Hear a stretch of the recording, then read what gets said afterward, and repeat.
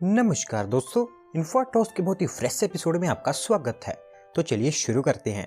आज के दोस्तों सबसे पहली अपडेट निकल कर आ रही है हमारे देश के एक और वाटरवे प्रोजेक्ट को लेकर, जहां पर हमारी सेंट्रल गवर्नमेंट के द्वारा डिसाइड किया गया है कि इंडिया से बांग्लादेश के बीच में कार्गो एंड पैसेंजर दोनों की ट्रांसपोर्टेशन एंड मूवमेंट के लिए एक और वाटरवे प्रोजेक्ट को डेवलप किया जाएगा एंड इसके लिए 24 करोड़ रुपीस भी एलोकेट कर दिए गए हैं। तो जो वाटरवे प्रोजेक्ट होगा इसको गोमती रिवर के थ्रू डेवलप किया जाएगा, जो कि त्रिपुरा से बांग्लादेश तक फ्लो करती है। और इस 93 किलोमीटर लंबे वाटरवे प्रोजेक्ट के अंतर्गत टोटल 10 जेटीज का भी कंस्ट्रक्शन किया जाना है। और एज ऑफ नाउ जो वाटरवे प्रोजेक्ट है इसके अंतर्गत 15.5 किलोमीटर की जो स्ट्रेच है उस पर ड्रेजिंग का काम बचा है, जिसके बिना जो वाटरवे प्रोजेक्ट है ऑपरेशनल हो ही नहीं सकता है। और जिन लोगों को नहीं पता कि ड्रेजिंग होती क्या है तो उनको मैं बता दूं कि एक ऐसा प्रोसेस होता है जिसके अंतर्गत पानी में से सिल्ट, सैंड, इस तरह की जो चीज़ें हैं उनको बाहर निकाला जाता है ताकि जो बड़े बड़े शिप्स हैं वो इजीली फ्लो कर पाएँ। और इनिशियली जो 24 करोड़ रुपीस एलोकेट किए गए हैं ये इसी काम के लिए एलोकेट किए गए हैं। हमारी inland waterways authority of India ये ड्रेजिंग का काम कंप्लीट करेगी और जब एक बार ये कंप्लीट हो जाता है तो आपको यहाँ पर जो कार्गो ट्रांसपोर्टेशन है वो देखने को मिलेगी। अगली दोस्तों अपडेट निकल कर आ रही है बिहार स्टेट के पहले एक्सप्रेस वे को लेकर, जहाँ पर दोस्तों बिहार स्टेट के पहले एक्सप्रेस वे के लिए 4 कंस्ट्रक्शन कंपनीज के द्वारा बिड सबमिट कर दी गई है। और अब हमारी national highway authority of India के द्वारा जल्दी ही इनमें से बिडर्स को सिलेक्ट करके कॉन्ट्रैक्ट सौंप दिया जाएगा। दोस्तों बिहार स्टेट का जो पहला एक्सप्रेसवे है वो ग्रीनफील्ड एंड ब्राउनफील्ड इन दोनों का एक कॉम्बिनेशन होगा। मोस्टली इसका ज़्यादातर हिस्सा ग्रीनफील्ड ही होगा।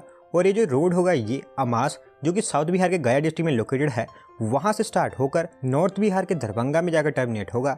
और औरंगाबाद दरभंगा जयनगर एक्सप्रेसवे से कंफ्यूज मत होइएगा, क्योंकि ये सेम प्रोजेक्ट ही है। और एक बार जब ये बनकर तैयार हो जाएगा तो औरंगाबाद, गया, पटना, दरभंगा इस तरह के जो एरियाज हैं उन सबको डायरेक्टली कनेक्ट कर देगा। साथ साथ national highway 2 and national highway 57 पर जो ट्रैफिक है वो भी काफ़ी कम हो जाएगा। 230 किलोमीटर लंबे इस एक्सप्रेसवे के पहले 2 पैकेजेस के लिए 4 कंपनीज के द्वारा बिड सबमिट की गई हैं और जल्दी ही इनमें से कंपनीज को सिलेक्ट करके जो टेंडर है वो अवार्ड कर दिया जाएगा। और कहा ऐसा गया है कि अप्रैल तक इसका जो कंस्ट्रक्शन वर्क है वो भी स्टार्ट हो जाएगा। बढ़ते हैं दोस्तों अगली अपडेट की तरफ, जो निकल कर आ रही है इंडियन टेलीकम्युनिकेशन जायंट रिलायंस जियो को लेकर, जहाँ पर दोस्तों इनके द्वारा भी कह दिया गया है कि ये भी हमारे देश में जो सैटेलाइट बेस्ड इंटरनेट सर्विसेज हैं वो प्रोवाइड करवाएंगे। और अब रिलायंस जियो भी इस रेस में कूद गई है। सो बेसिकली दोस्तों जो सैटेलाइट बेस्ड इंटरनेट है ये पूरी तरह से एक न्यू मार्केट है। स्पेसिफिकली इंडिया में तो ये न्यू मार्केट है क्योंकि अभी तक इंडिया में जो सैटेलाइट बेस्ड इंटरनेट है वो कहीं पर भी अवेलेबल नहीं था। और एयरटेल वनवेब के साथ मिलकर इस काम में काफ़ी आगे पहुँच चुकी है, लेकिन अब रिलायंस जियो के द्वारा भी इसमें एंट्री कर देगी है, क्योंकि इस तरह के सिमिलर वर्क के लिए उन्होंने Luxembourg based telecommunication company ACS company के साथ में पार्टनरशिप एग्रीमेंट साइन कर लिए है, जो मिलकर एक जॉइंट वेंचर फॉर्म करेगी। और फिर ये जो जॉइंट वेंचर होगा ये हमारे देश में satellite based internet service provide करवाएगा। अगली दोस्तों अपडेट निकल कर आ रही है हमारी फाइनेंशियल कैपिटल मुंबई से, जहाँ पर दोस्तों फाइनली मुंबई का one of the most awaited जो मुंबई वाटर टैक्सी है अब ये ऑपरेशन के लिए रेडी हो चुकी है। और 17 फरवरी को इसको हमारे union minister of port shipping and waterways के द्वारा इनॉग्रेट कर दिया जाएगा। दोस्तों मुंबई वाटर टैक्सी है ये मुंबई के लिए एक गेम चेंजिंग ट्रांसपोर्टेशन सिस्टम हो सकता है, क्योंकि मुंबई में जो वाटर टैक्सी सर्विसेज हैं वो पिछले 3 डेकेड से बंद है, जो कि अब ओपन होने वाली हैं। इनिशियली जो वाटर टैक्सी सर्विसेज होगी इसको मुंबई में जो डोमेस्टिक क्रूज टर्मिनल है वहाँ से नवी मुंबई के बेलापुर के बीच में स्टार्ट किया जाएगा, जो JNPT, एलिफेंटा आइलैंड इस तरह के एरियाज को भी कनेक्ट करेंगे। और इससे होगा ये कि जब एक बार वाटर टैक्सी सर्विस स्टार्ट हो जाएगी तो मुंबई से नवी मुंबई के बीच में जो ट्रांसपोर्टेशन डिस्टेंस है या फिर टाइम है वो 45 से लेकर 60 मिनट तक कम हो जाएगा। मुंबई से नवी मुंबई के बीच में जो वाटर टैक्सी है ये इनिशियली स्टार्ट की जाएगी, उसके बाद नेरुल, वाशी, एरोली, मांडवा, करांजा, रेवास, थाने इस तरह के एरियाज में भी जो वाटर टैक्सी सर्विसेज हैं वो स्टार्ट होती देखने को मिलेंगी।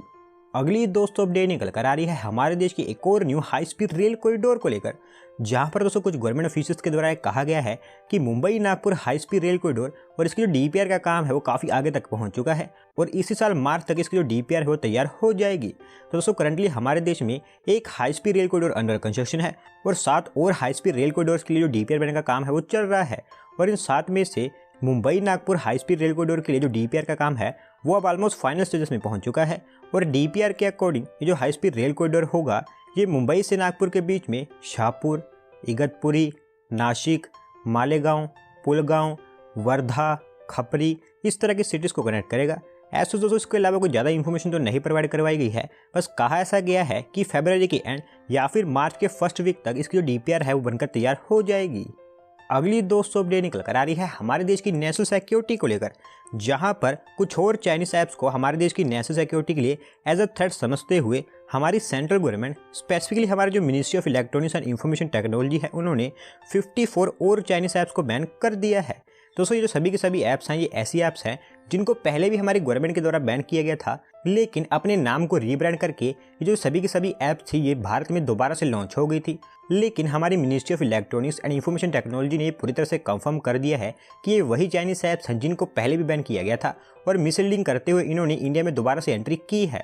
और अब दोबारा से ये जो सभी के सभी ऐप्स हैं इनको हमारे देश में जितने भी ऐप स्टोर्स हैं वहाँ से उतार दिया जाएगा, क्योंकि हमारी मिनिस्ट्री का ये कहना है कि जो सभी के सभी ऐप्स हैं ये यूज़र के कंसेंट के बिना जो उसका डाटा है वो चाइनीज गवर्नमेंट को प्रोवाइड करवाती हैं। बढ़ते हैं दोस्तों अगली अपडेट की तरफ, जो निकल कर आ रही है हमारे देश की मिल्क प्रोडक्शन को लेकर, जहां पर दोस्तों फाइनेंशियल ईयर 2020-21 में हमारे देश की जो मिल्क प्रोडक्शन है वो रिकॉर्ड 200 मिलियन टन को पार कर गई है और अब ये काफ़ी बेहतर पेस से ग्रो होती जा रही है। दोस्तों अगर आपको नहीं पता तो मैं आपको बता दूं कि इंडिया मिल्क प्रोडक्शन में वर्ल्ड में नंबर 1 पर आता है, साथ साथ मिल्क कंजप्शन में भी इंडिया नंबर 1 पर ही आता है। तो यहाँ से आप एस्टिमेशन लगा सकते हैं कि हमारे देश में मोस्टली जितना भी मिल्क प्रोड्यूस होता है वो हमारे देश में ही कंज्यूम कर लिया जाता है। और यही मेन कारण है कि हमारे देश से जो डेयरी एक्सपोर्ट्स हैं वो काफ़ी कम देखने को मिलते हैं। और जैसे जैसे हमारे देश में मिल्क प्रोडक्शन बढ़ती जा रही है वैसे वैसे जो मिल्क कंजप्शन है वो भी काफ़ी इंक्रीज होती जा रही है।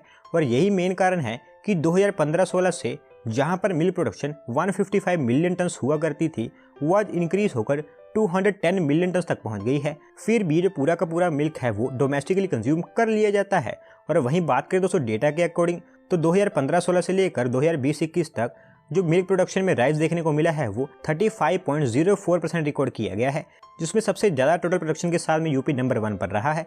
और वहीं इन 6 सालों के अंतर्गत सबसे ज़्यादा मिल्क प्रोडक्शन में इंक्रीज कर्नाटका स्टेट में देखने को मिला है।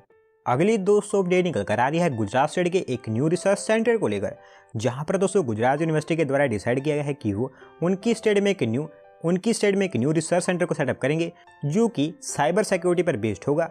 और इस रिसर्च सेंटर का नाम सरदार वल्लभ भाई Patel centre for cyber security research रखा जाएगा। दोस्तों जो रिसर्च सेंटर होगा इसको गुजरात यूनिवर्सिटी DRDO के साथ में मिलकर कोलैबोरेशन में सेटअप करेगी, जो कि एक तरह का सेंटर ऑफ एक्सीलेंस होगा। और यहाँ पर डिफेंस एंड सिक्योरिटी इन दोनों फील्ड्स में साइंटिफिक एंड अप्लाइड रिसर्च पर काम किया जाएगा। और जो पूरा का पूरा प्रोजेक्ट होगा इसको हमारी DRDO फंड करेगी, जो कि इस प्रोजेक्ट के लिए अराउंड 100 करोड़ रुपीस एलोकेट करेगी। और कहा ऐसा गया है कि एक बार जब इसका कंस्ट्रक्शन या डेवलपमेंट वर्क स्टार्ट हो जाता है तो उसके अगले 3 सालों के अंदर अंदर ये बनकर तैयार हो जाएगा। आज की दोस्तों लास्ट अपडेट निकल कर आ रही है Mumbai Ahmedabad high speed rail corridor project को लेकर, जहां पर दोस्तों Mumbai Ahmedabad high speed rail corridor project का जो लास्ट रिमेनिंग कंस्ट्रक्शन पैकेज था उसको हमारी NHSRCL ने लार्सन एंड टोब्रो को सौंप दिया है। और अब कह सकते हैं कि गुजरात स्टेट में इस प्रोजेक्ट के लिए जितने भी कंस्ट्रक्शन पैकेज थे उनको 100% अवॉर्ड कर दिया गया है। तो दोस्तों किसी भी प्रोजेक्ट के लिए land acquisition and environmental clearance ये 2 मेन हर्डल्स होती हैं। और जब एक बार ये दोनों हर्डल्स दूर हो जाती हैं तो वो जो प्रोजेक्ट होता है वो काफ़ी जल्दी बनकर तैयार हो सकता है। Similarly Mumbai Ahmedabad high speed rail corridor के अंतर्गत गुजरात स्टेट में इस तरह की जो हर्डल्स थी उसको जल्दी ही कंप्लीट कर दिया गया था। और यही मेन कारण है कि इसके जितने भी सिविल कॉन्ट्रैक्ट्स थे वो अवॉर्ड कर दिए गए हैं, जबकि महाराष्ट्र स्टेट में अभी भी लैंड एक्विजिशन पर ही काम चल रहा है। और वहीं बात करें दोस्तों इस लास्ट कंस्ट्रक्शन पैकेज के बारे में तो ये एक 8 किलोमीटर का वायडक्ट था जिसकी कॉन्ट्रैक्ट वैल्यू 2500 करोड़ रुपीस तक की थी। और क्योंकि L&T ही इस प्रोजेक्ट का ज़्यादातर काम हैंडल कर रही है तो इसी कारण ये जो पैकेज है ये भी L&T को ही सौंपा गया है। और एक तरह से आप कह सकते हैं कि अब गुजरात स्टेट पूरी तरह से बुलेट ट्रेन प्रोजेक्ट के लिए रेडी हो चुका है। एक बार जब इसका कंस्ट्रक्शन कंप्लीट हो जाता है तो यहाँ पर आपको बुलेट ट्रेन दौड़ती हुई देखने को मिलेगी।